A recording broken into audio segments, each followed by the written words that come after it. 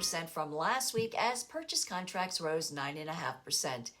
It's Friday, April 26, 2024, and today kicks off the Ocean City Kite Festival throughout the weekend. For all you kite enthusiasts like myself, it looks like a fabulous weekend to enjoy it.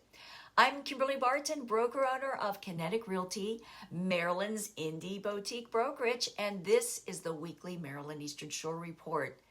Homes are staying on the market before a contract a little longer this past week, rising to 23 days.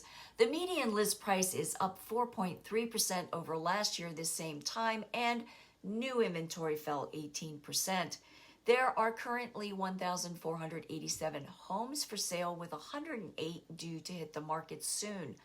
Of those that are for sale, only 984 are freestanding detached homes. 166 went under contract this past week in 17 days, while 123 settled at 97.6%, reflecting a move downwards. Homes for rent fell to 73 over this past week at a median $1,995 per month. And that's a wrap for this week's Maryland Eastern Shore Report for Friday, April 26th, 2024. Thanks so much for tuning in. Enjoy your weekend, stay safe, and I'll see you next week.